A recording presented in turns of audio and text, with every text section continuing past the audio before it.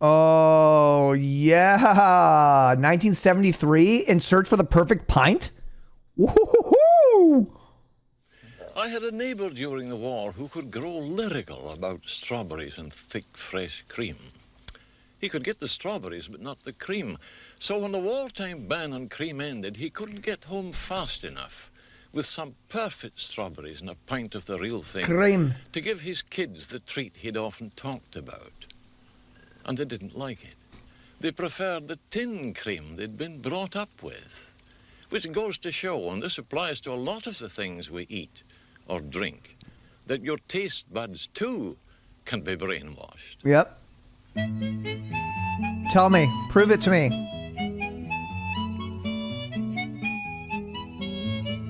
Robbie, in search of the perfect pint. Millions of private thirsts maintain this noble pile. For serious students of the ancient art, or gratified shareholders, brewing's mecca lies just off the M1, Whitbread's huge new place at Luton. 15 acres and £7 million worth of it. One of the biggest in Europe. But golly, it doesn't look like a brewery, does it? Cathedral-like, rather. I'd better think again. Beery light-heartedness would be an irreverence in a place like this. Just what does it suggest? The two-stream antechamber to the pearly gates? A super-duper crematorium? He's only 34 years old in this video? Cape Canaveral. Here, electronics reduce an ancient earthy craft to flashing lights and twiddled knobs. Different twiddles make 8 different beers. You can smell them just, but you can't see a drop. Everything's hidden behind those austere, immaculate... Don't know what the fuck I did wrong. Oh, I said tiddle. The tasting room, visible wallop. A bitter and keg, like all the beers here. I do wonder how much beer has changed even from the 70s to now. If there's been anything that's changed at all in how beers taste. You know? Is sterilized. Continuing my quest for the perfect pint, you might wonder what I'm doing among the perfumes and toiletries of a chemist's shop. Well, this is what brings me here. Boots the chemist have about a quarter of a market that's growing at a fantastic rate, the home brew market. More and more people, mostly middle class, believe that with the kitchen sink and the air, the home beer keg, they can take on the big brewers and do better. With 85p and one of these and some water and sugar, I've never made my own beer before. 40 pints of wallop. 40. For the big brewers and the kit boys, brew it yourself is becoming a battle cry. 40. Already 18 companies sell £5 million worth of kits a year. But real devotees like Mr. Hunt do it the hard way. What started him off? Well, I was in the local one night and a chap said to me, "Are you making your beer now?" So I said, "How do you mean?" "Well, you can make it now, it's legal." Yeah. So of course I went to the local place and I found out where you could buy and I bought a kit. Started off with a kit. And I made about 5 kits. CYR beer? Yeah, that'd be insane. And then I gradually now I buy. I'd be rich. And make my own. What did your wife think of it? Well, at first she didn't like the smell. I love these BBC docs, man. They never get old. I started off with a saucepan, you see. And, Can we get some subtitles, please? Sales will go up, sure. Oh, well, I have to see when I'm brewing. This is all on. Let's assume the water's in now. I put this on here. And of course, as soon as it boils, the fumes go out into the atmosphere and give the neighbours a bit the privilege of smelling it. Which do you get most fun out of, Mr. Hunt? Drinking your beer or making it? I think, personally myself, that making it, really. Yeah. Well, all this has naturally given me a pretty useful thirst. What about trying some of your home brew now?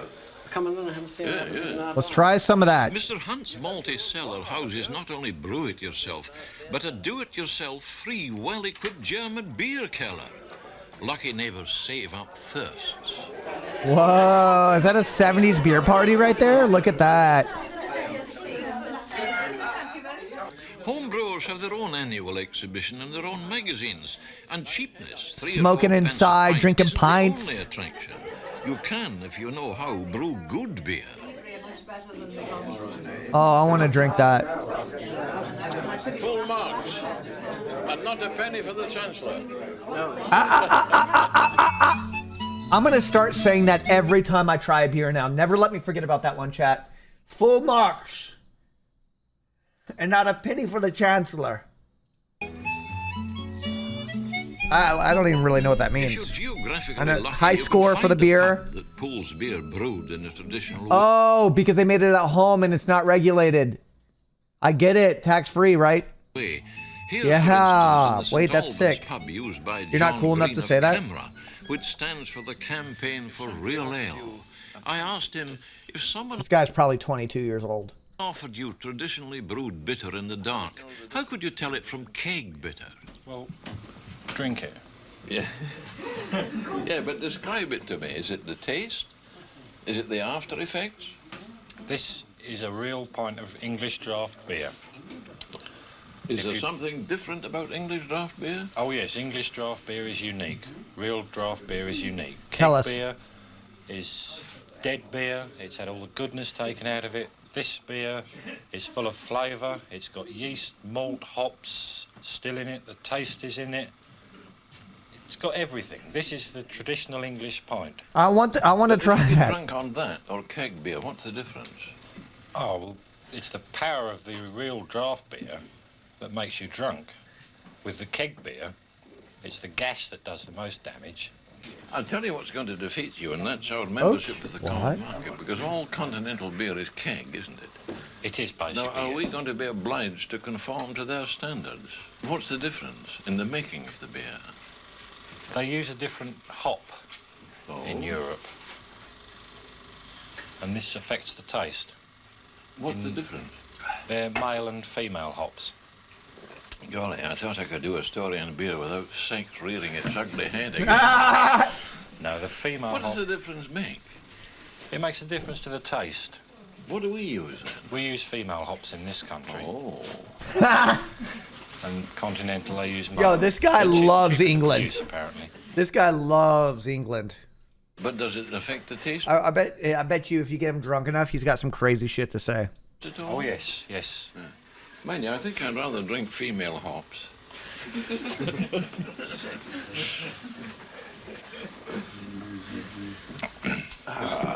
Now from drinking to brewing. At Southwold in Suffolk, Adnams brew beer as it was brewed here 300 years ago.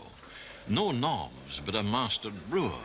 Wooden stairs, worn stone floors, and lovely bubblings. In there is the wort, malt and boiling water ready for the hops. Is that weed? Later comes the fermenting Yo, is that real yeast. sticky icky No right there? additives or preservatives, Woo! and no sterilization. This beer will be drunk still yeastily alive. It all seems right. Lucky locals enjoy the final rightness. Horse delivery not as a gimmick, but because it's cheaper. Live beer arriving to the jingle of harness, tossing manes, and a clip-clop as regular and reassuring as a strong heart.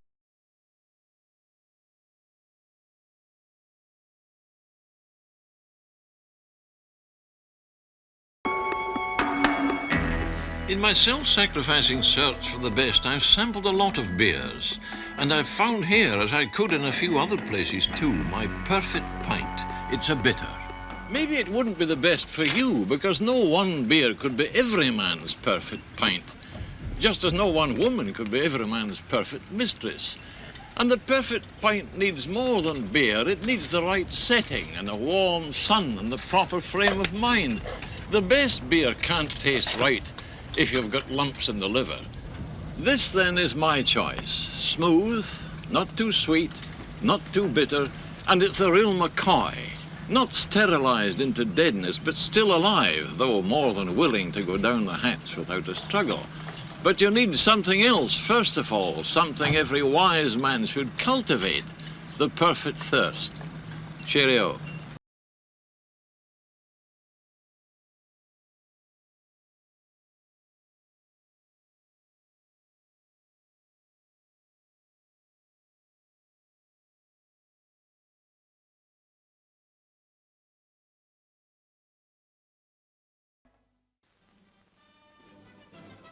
Oh, I'm so excited. I would love to see this retouched now. Like, you know what I mean? Fucking A. What are they going to talk about? Now everybody is listening to the radio and watching television.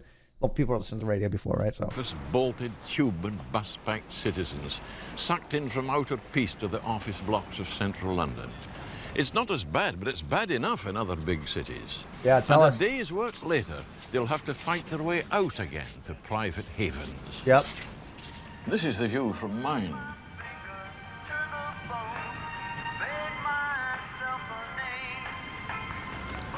Not bad, is it, for a London flat? No crowding brick to shut out the trees and the sky and the distant He's going to bring up the television. I know he's going to bring up the fucking television and how, like, radio, like, this is exciting. The Battery Hen boys slave away in their high-rise office blocks. Up here, and alone, I can get away from the world. Yep. To reflective silence, my favorite medicine for the spirit, or a bit of sweet music. Time is 3:30, and with the news, here's James Alexander Gordon. God, the news again. We get it so often nowadays. We're hooked. I know. It's a drug as potent as pop. Now we get it all day, every day. Workers in Glasgow have voted to accept the latest pay formula and go back to work. But there doesn't seem much hope of a full return by the busmen. Crews at 8 garages voted to reject the offer, while only 3 voted in favour. No, I've never worked for Auntie Bede's news division. I don't think they'd trust me here. I'm a human potato! Like you, I've Why known it Badini? only as the public voice, familiarly Thank you. TV-faced or radio disembodied as here.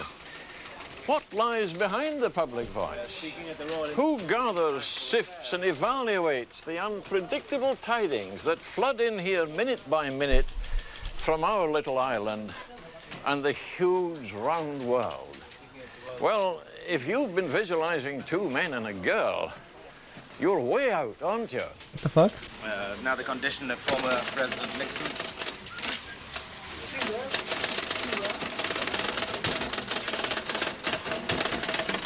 In hospital at Long Beach. Yo, what's her WPM?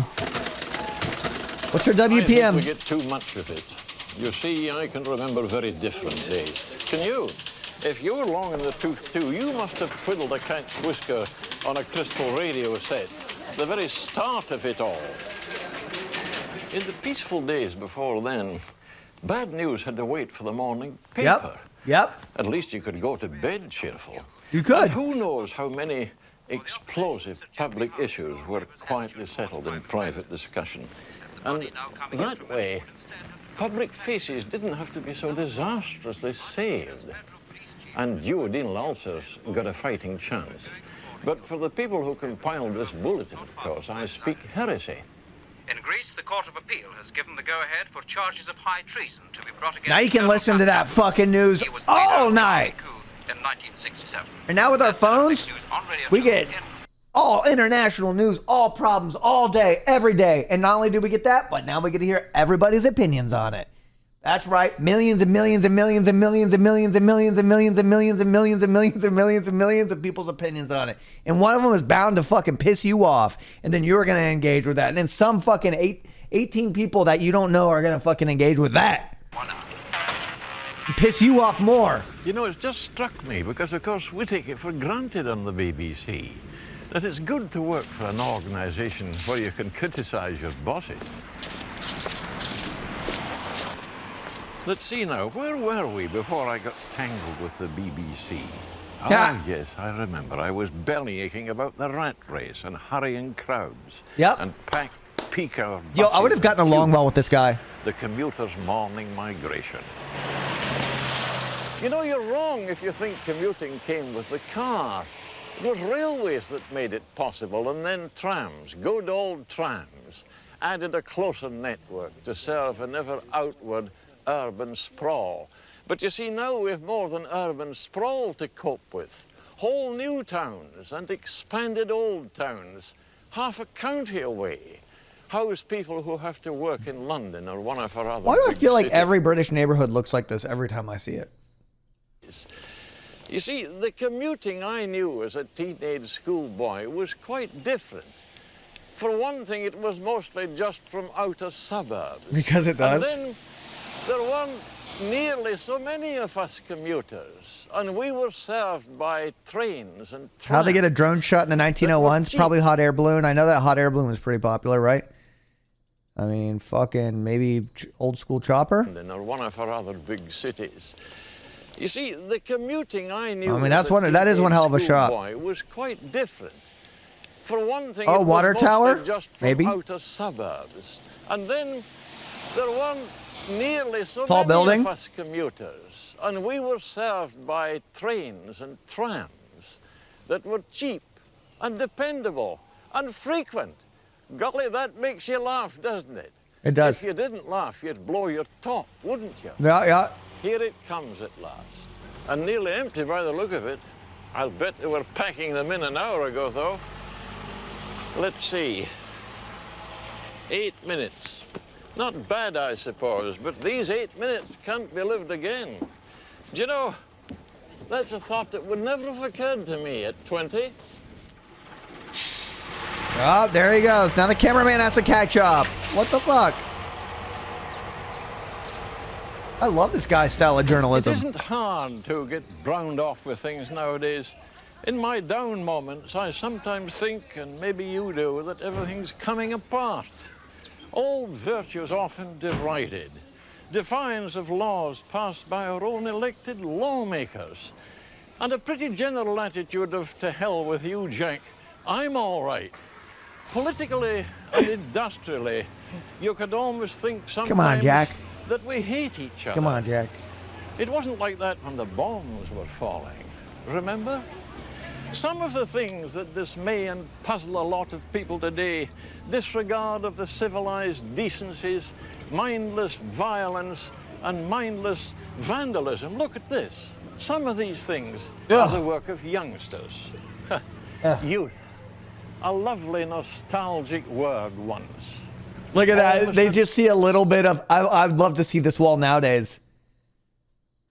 I love they're just now getting into a little bit of graffiti, and they're like, oh, look at this. It's out of control.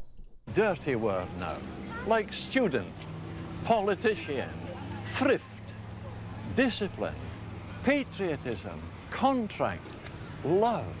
Ooh, I love. But you know, the dismaying youngsters are a small minority of youngsters. We seem to be the helpless victims of minorities today, as though the majority didn't have rights too. Poor old inarticulate majority.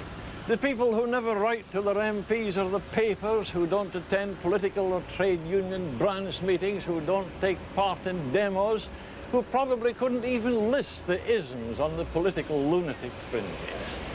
There seems to be no way of knowing, though I think I can guess, what to think, well, about senseless destruction like this, and kids who use four-letter words to teachers, and pornography and the exploitation of sex, and the wages jungle, and powerful monopolistic trade unions. Yo, he's a bro podcaster.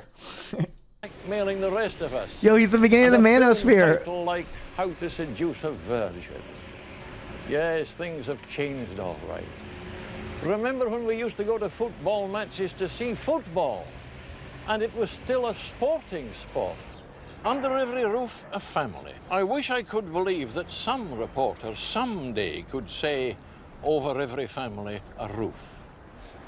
Have a look at these houses. I would guess pretty confidently that when the first families of skilled artisans and lower-paid white-collar workers moved in there, they did so in terms that would seem housing heaven. Wait, did he shit talk unions? Today.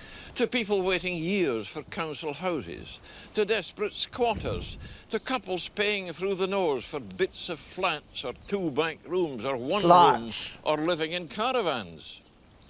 When the first occupants moved in there, all they had to do was pay a quarter's rent in advance, and regular paying after that gave them security that neither landlord nor tenant questioned, because supply exceeded demand. When I got married in Glasgow, I had no worries about finding a flat to rent. It was a case of choosing.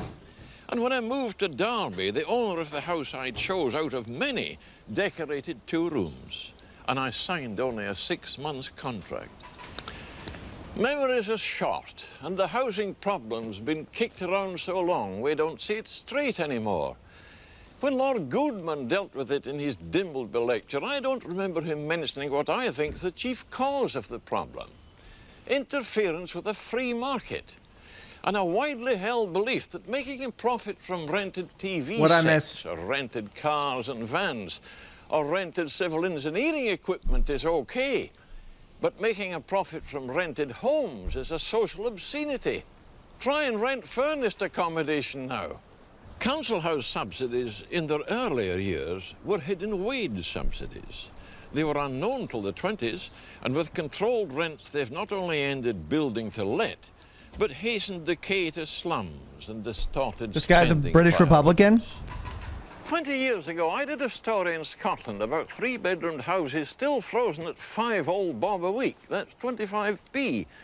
When a roof repair could cost the landlord as much as the tenant's car standing at the curb. For me, the social obscenity is homeless thousands and building workers out of a job, and mortgage rates and deposit levels that make a mockery of responsible saving. By the way, don't write and tell me, not with return postage costing what it does now, about the other reasons I've forgotten, like the planning permission land scandal and inflation that can destroy governments and government. Wow. It must be wonderful to be a planner. Think of the sense of power when you bulldoze hundreds of homes for a great highway that splits a community in two. Think of the fun of turning the old, familiar heart of a city into a forest of concrete that becomes a desert when the great office blocks spill their homing thousands. Damn, he's far away. But the loveliest thing about being a planner is that you get paid for your mistakes. And here's a prime example of one of them. So sorry, the planners say now. Look at it. Up here where the wind can shriek, you're no longer part of the human scale world that stretches remotely below you through miles of unplanned neighborliness. They tell me some people like living up here in the sky, but that a lot of people don't like it at all, and some fear it. Don't look down, they say. And the higher the dearer. You could build a real home with a garden for the cost of one of these flats.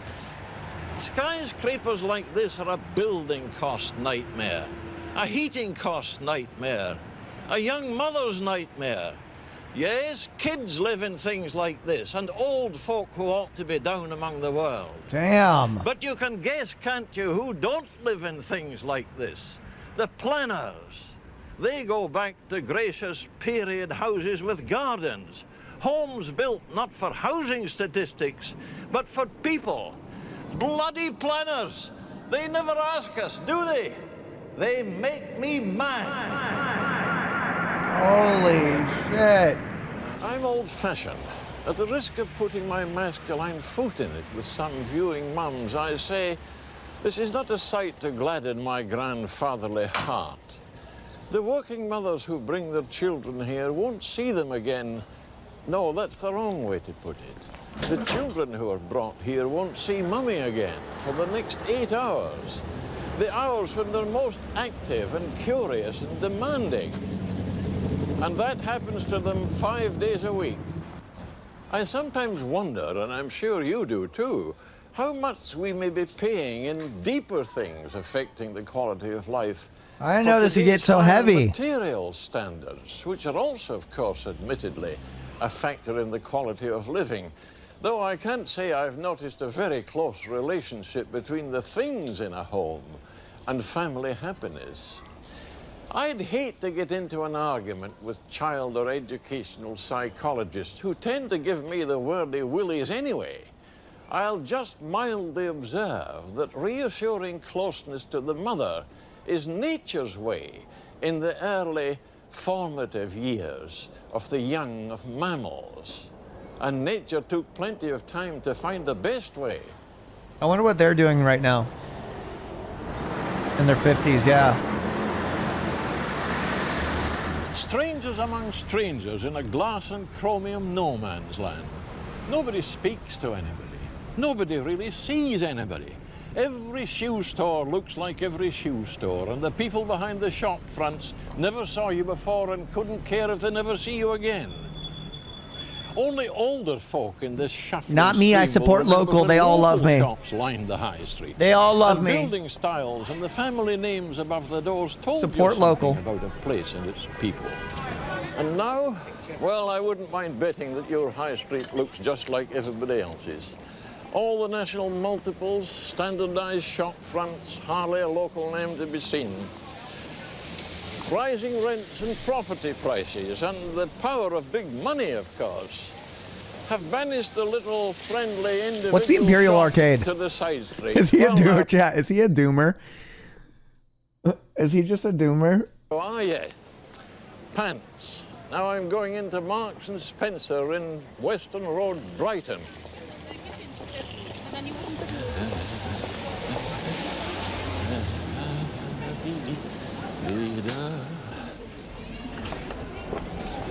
So, out of Marks and Spencer, into Western Road, Brighton? No, sir, into Week Street, Maidstone. Don't you miss the old variety too? Variety Gaming? Oops, that reminds me, out the minute.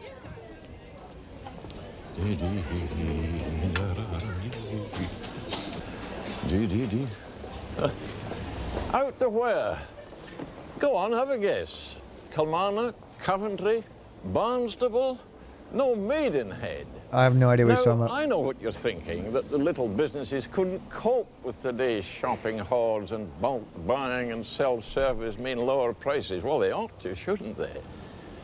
But all the same, don't you regret the old high street? I suppose if you grow up with this kind of shopping, you don't see anything wrong with it. But the old street, the heart of your community, was the place for me. The shopkeepers knew you. There were friends to nod to or chat up. In fact, you could feel that you belonged. There's something missing here, lost in the traffic noise. Yo, he needs to play RuneScape. The cheerful, natural sound of footsteps and voices. He needs to play some RuneScape. This is a pedestrian precinct in a city that cares more than most for people, and especially shoppers, Nottingham. Wall-to-wall quiet freedom in a street where two lines of noisy cars and lorries used to herd pedestrians dangerously on narrow pavements. Nottingham city centre is for people. There are no through roads, and at each end of a big pedestrian area there's a roofed, well-ordered, what's this look like now? Shopping centre. Anybody live here? Brought up to date. This is the first of them. The mall? And if I hadn't left it at home, I'd take the my mall? hat off to it. What do you think? I can't recall a better shopping centre anywhere, and I've been around a bit, you know. This is the final surprise in Nottingham's care for the pedestrian. Foot slogging cut to a minimum with everything under one roof. I don't suppose you could buy a car here, but you can buy pretty nearly everything else. Santa! In quiet and air-conditioned comfort. Thank you. You don't have to dodge umbrella spikes or hold your hat on against the wind or wish you didn't have to cross a traffic roaring street. You can concentrate on the job of shopping, though, come to think of it, job's the wrong word here. In a place like this, shopping, as it was when I was young, that's before Henry Ford got cracking, shopping can be a pleasure. Nice. That was beautiful. That was beautiful. That was real beautiful. That was smooth, BBC. Real smooth, BBC.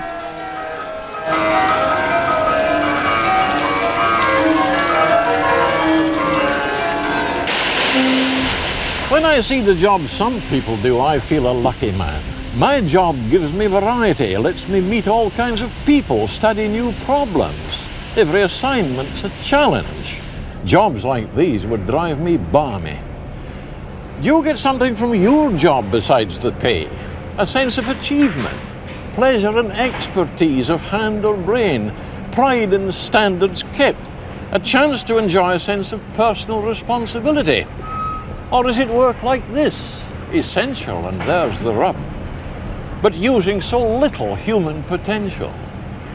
A craftsman coping with the cussedness of materials, a mechanic diagnosing a fault, a farm worker using his armory of skills, a physician, a dedicated teacher.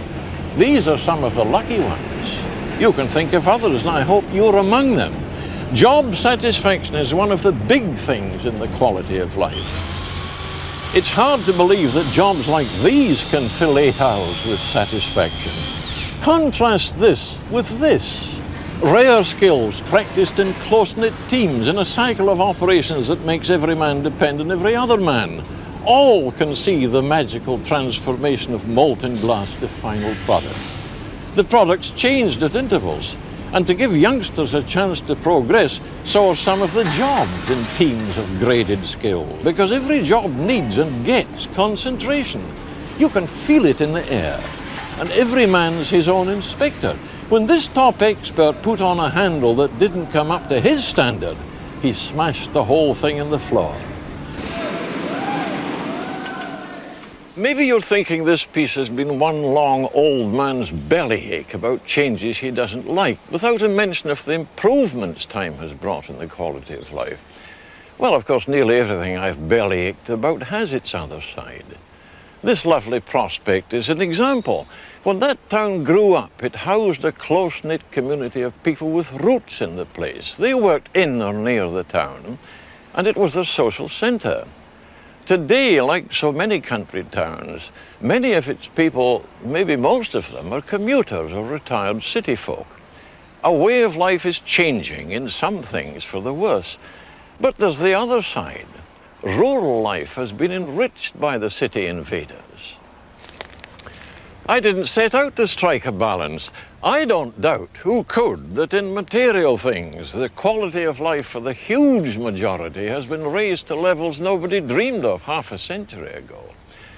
But higher material standards don't necessarily mean happier people. If they did, how do you explain today's society?